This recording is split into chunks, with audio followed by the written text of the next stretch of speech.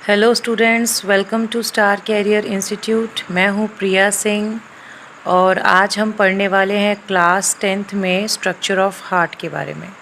Students, last video में हम लोगों ने ब्लड वेसल्स के बारे में पढ़ा था और देखा था कि ब्लड वेसल्स कितने टाइप के होते हैं। ब्लड वेसल्स से ही हमारे बॉडी में ब्लड फ्लो होता है और ये ब्लड वेसल्स जो होते हैं हमारे हार्ट से कनेक्टेड होते हैं।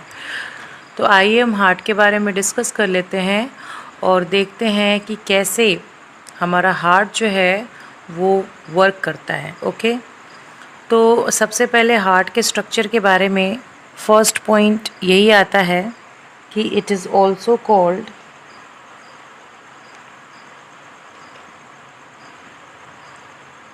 Pumping organ. It is also called pumping organ.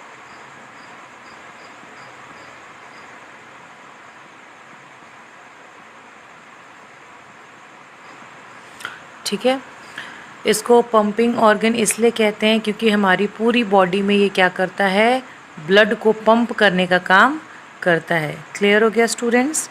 Next point आप हार्ट के बारे में क्या लिख सकते हैं? नेक्स्ट पॉइंट आप ये लिख सकते हैं कि it is present in thoracic cavity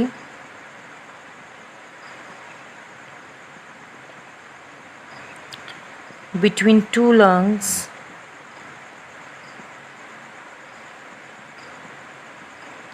towards the left side. ठीक है, ये हमारे थोरेसिक कैविटी यानी यह वक्ष गुहा में पाया जाता है। वक्ष गुहा का मतलब हमारा जो चेस्ट होता है वहाँ पे दोनों फेफड़ों के बीच में लेफ़्ट यानी बाएं तरफ प्रेजेंट होता है। दोनों फेफड़ों के बीच में बाएं तरफ पाया जाता है।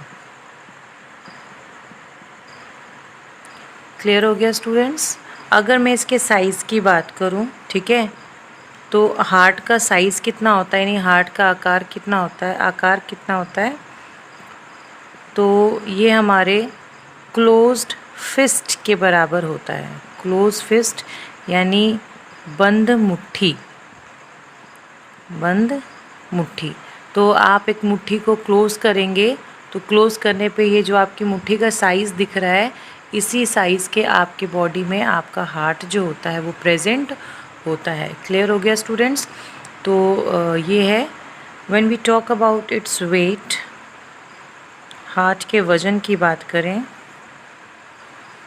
तो जनरली मेल में यानी पुरुषों में जो हार्ट का वेट होता है दैट इज़ 280 टू 340 ग्राम्स के आसपास होता है।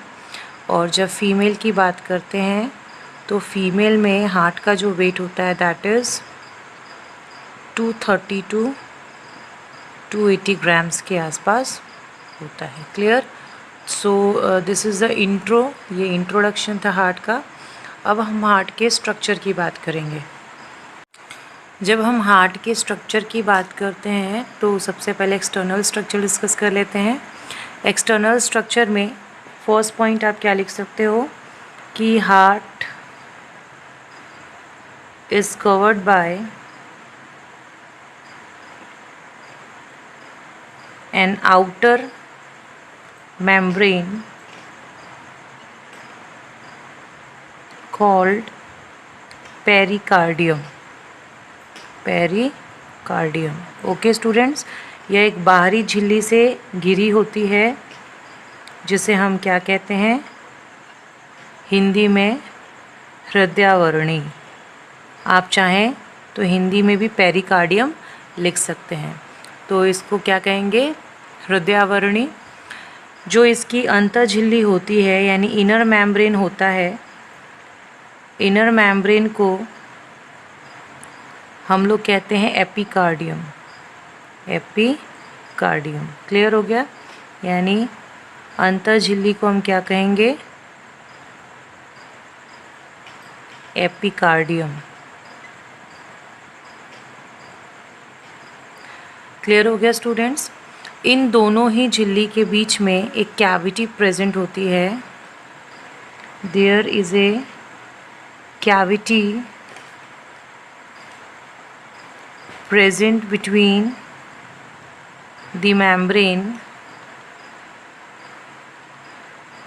called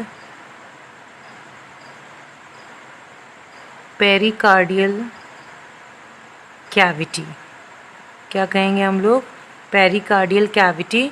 तो यहाँ पे जो एक गुहा पाई जाती है, उस गुहा को हम लोग क्या कहते हैं? हृदयावर्णी गुहा। क्या कहते हैं? हृदयावर्णी गुहा। इस हृदयावर्णी गुहा में कैविटी का मतलब क्या होता है? खाली स्पेस। तो दोनों झिल्ली के बीच में एक स्पेस प्रेजेंट होता है, उसमें उस स्पेस को हम लोग क्या कहते हैं? कैविटी। उसका नाम होता है पेरिकार्डियल कैविटी। इस पेरिकार्डियल कैविटी में एक लिक्विड प्रेजेंट होता है, या फिर आप कह सकते हैं एक फ्लूइड प्रेजेंट होता है, एक द्रव पाया जाता है, जिसे हम लोग क्या कहते हैं? Pericardial fluid. Pericardial fluid Hindi में आप क्या लिख सकते हो? हृदयावर्णी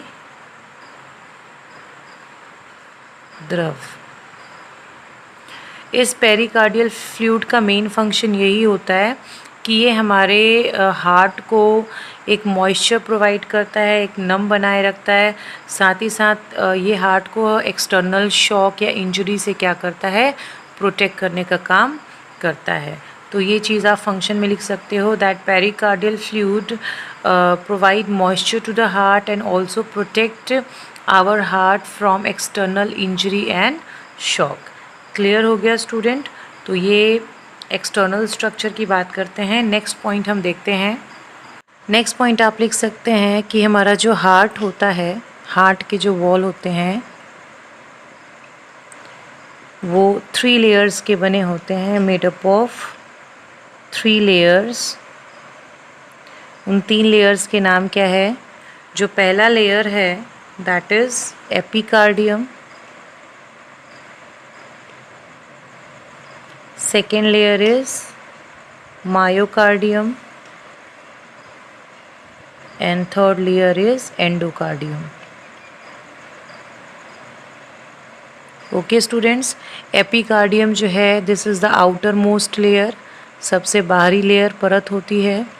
ये जो है ये मिडिल लेयर होती है, एंड जो एंडोकार्डियम है ये इनर मोस्ट लेयर होती है। ये हमारे हार्ट के वॉल में प्रेजेंट होते हैं। क्लियर हो गया स्टूडेंट्स?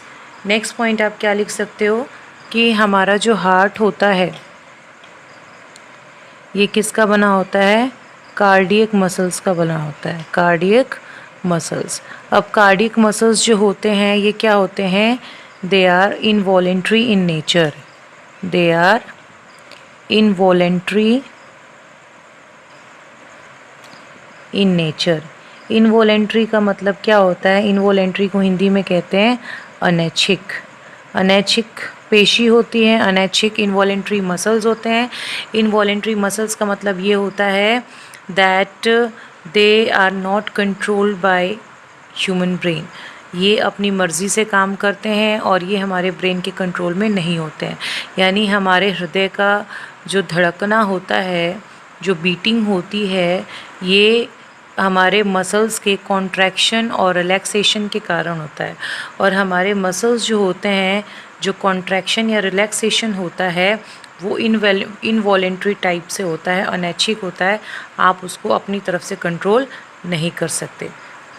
दूसरी बात ये होती है कि हमारा हृदय जो है वो कंटिन्यूअसली क्या करता है? बीट करता है। कंटिन्यूअसली क्या करता है? कंटिन्यूअसली बीट करता है throughout our lifetime. जब तक हम जिंदा रहते हैं तब तक ये क्या करता है? बीटिंग करता है, काम करता है, वर्क करता है, कभी भी थकता नहीं है। So this is external structure about the heart. अब हम बात कर लेते हैं इंटरनल स्ट्रक्चर की। जब हम इंटरनल स्ट्रक्चर की बात करते हैं तो हार्ट के अंदर का पार्ट कैसा होता है वो चीज़ आ जाती है। As you can see here in diagram, आप डायग्राम में देख सकते हो, यहाँ पे हार्ट का स्ट्रक्चर ड्रॉ किया गया है। This is the internal structure of our heart. और यहाँ पे आप देख सकते हैं कि हमारे हार्ट को मेनली 4 चैम्बर्स में डिवाइड किया गया है। Right atrium, right ventricle, left atrium and left ventricle. Clear. इसके अलावा कुछ ब्लड वेसल्स हैं जो आपने पढ़े थे, वो भी हमारे हार्ट से जुड़े रहते हैं और यही क्या करते हैं, हमारे हार्ट के थ्रू ब्लड को पंप करने के पंपिंग के बाद, पंप होने के बाद हमारे बॉडी में डिफरेंट पार्ट्स तक ले जाते हैं और लाने का काम करते हैं। सो हम इसके इंटरनल स्ट्रक्चर को देख लेते हैं। इंटरनल स्ट्रक्चर में जो फर्स्ट पॉइंट आएगा that is our heart has 4 chambers. हमारे हार्ट में कितने चैम्बर्स होते हैं? 4 चैम्बर्स होते हैं। 4 चैम्बर्स कौन कौन से हैं? Number 1 right atrium, number 2 left atrium, number 3 right ventricle, and number 4 left ventricle. So this is the 4th chamber of our heart, and as you can see in the diagram, ये हमारा right atrium है और this is right ventricle. ये हमारा left atrium है और ये left ventricle. ये हमारे चारों चैम्बर्स जो होते हैं ये एक मेन सेप्टा से डिवाइड होते हैं। राइट एट्रियम और राइट वेंट्रिकल जो है वो लेफ़्ट एट्रियम और लेफ़्ट वेंट्रिकल से एक सेप्टा के थ्रू डिवाइड होता है, जिसे हम क्या कहते हैं? सेप्टम। तो आप नेक्स्ट पॉइंट क्या लिख सकते हो? Right atrium and right ventricle is separated from left atrium and left ventricle through septum। ठीक है, ये सेप्टम के थ्रू क्या होते हैं? डिवाइडेड होते हैं। So this part is known as septum. Clear हो गया स्टूडेंट्स? इसी तरीके से हमारे जो राइट एट्रियम होता है और राइट वेंट्रिकल है और लेफ़्ट एट्रियम और लेफ़्ट वेंट्रिकल है, ये भी आपस में क्या होते हैं? एक मेम्ब्रेन के थ्रू, एक वेल्व के थ्रू आपस में डिवाइडेड होते हैं।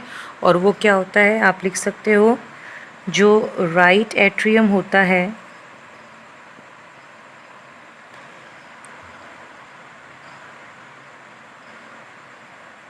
is separated from right ventricle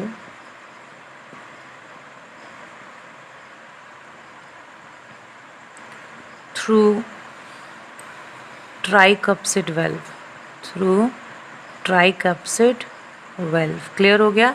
आप देख सकते हो डायग्राम में, this is right atrium and this is right ventricle. इन दोनों के बीच में ये वेल्व प्रेजेंट है।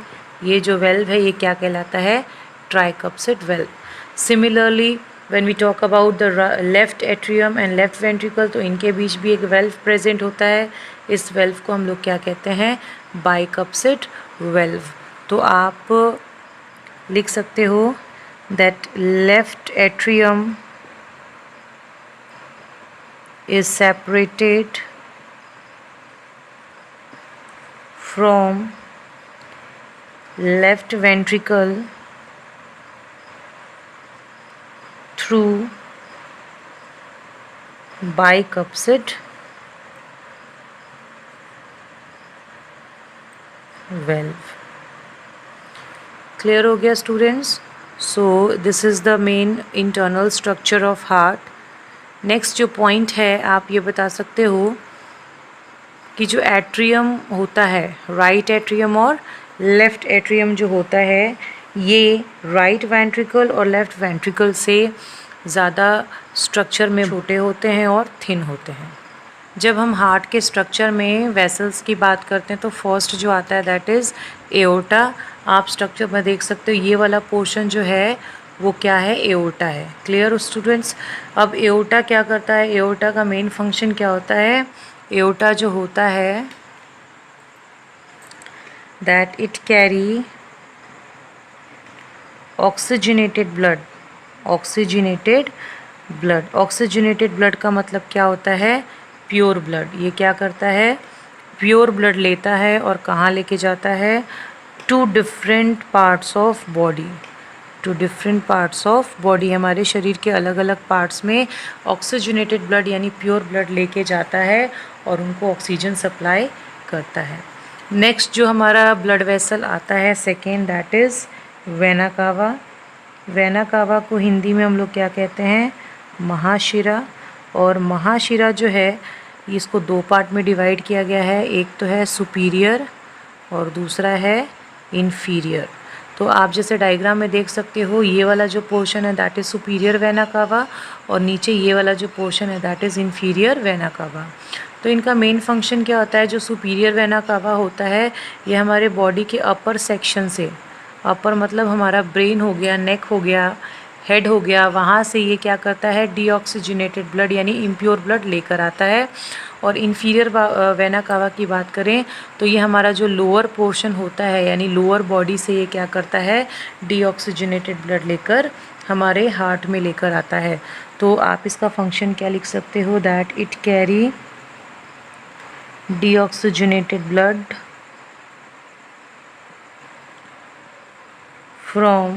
deoxygenated blood from different parts to heart। ये किसका फंक्शन होता है?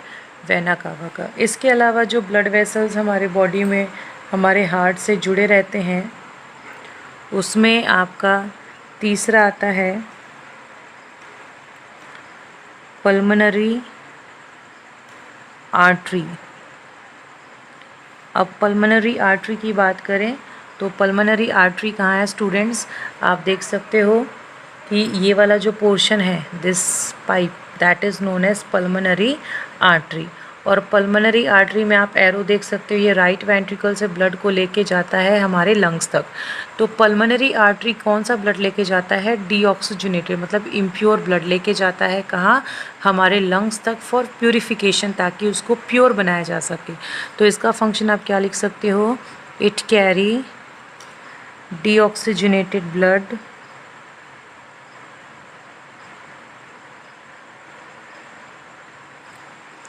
from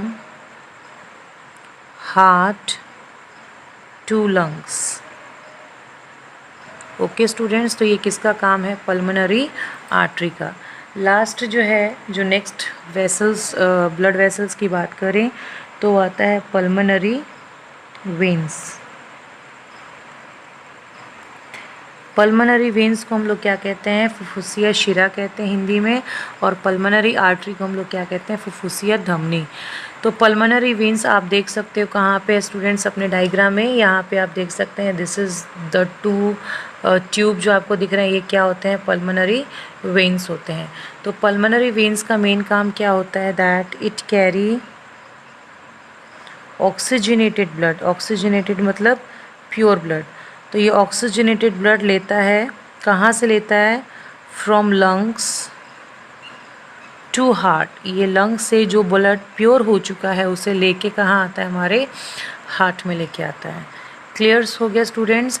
इसके अलावा आपने क्या देखा कि ट्राइकप्सिड और बाइकप्सिड वेल्व होता है जो कि दोनों चैम्बर्स को डिवाइड करता है। तो ये क्या करता है? जनरली ब्लड के फ़्लो को, यानी जब ब्लड यहाँ से इस चैम्बर में आता है तो इसके बैक फ़्लो को रोकता है, मतलब ये इस चैम्बर से वापस इस चैम्बर में ना जा सके, तो इसलिए क्या करता है? क्लोज हो जाता है और इसके बैक फ़्लो को बचाता है। सेम फंक्शन किसका होता है? बाइकप्सिड वेल्व का होता है। क्लियर हो गया students? So this is all about the structure of heart, जिसमें आपने एक्सटर्नल और इंटरनल स्ट्रक्चर के बारे में पढ़ा। आप ये नोट्स बना लीजिएगा और इसके डायग्राम को ड्रॉ करके बहुत ही ज़्यादा प्रैक्टिस कीजिएगा, क्योंकि जो स्ट्रक्चर ऑफ हार्ट होता है that is very important for the exam purpose. Exam के लिए बहुत ही इंपॉर्टेंट होता है और ये लॉन्ग क्वेश्चंस में भी आने के इसके बहुत ज़्यादा चांसेस होते हैं। तो जितने ज़्यादा बायोलॉजी में डायग्राम की प्रैक्टिस करेंगे आपके लिए उतना ही क्या होगा, बेनिफिट होगा। सो आई होप आपको आज हार्ट का स्ट्रक्चर समझ में आ गया होगा। अब नेक्स्ट वीडियो में हम हार्ट का फंक्शन पढ़ेंगे कि कैसे हमारे बॉडी में हार्ट जो होता है वो ब्लड को सर्कुलेट करता है, पंप करता है, और किस तरीके से अलग अलग ब्लड वेसल्स हमारे बॉडी में डिफरेंट टाइप्स के ब्लड को, यानी ऑक्सीजनेटेड और डीऑक्सीजनेटेड ब्लड को कैरी करते हैं। तो आज के लिए इतना ही स्टूडेंट्स, थैंक यू।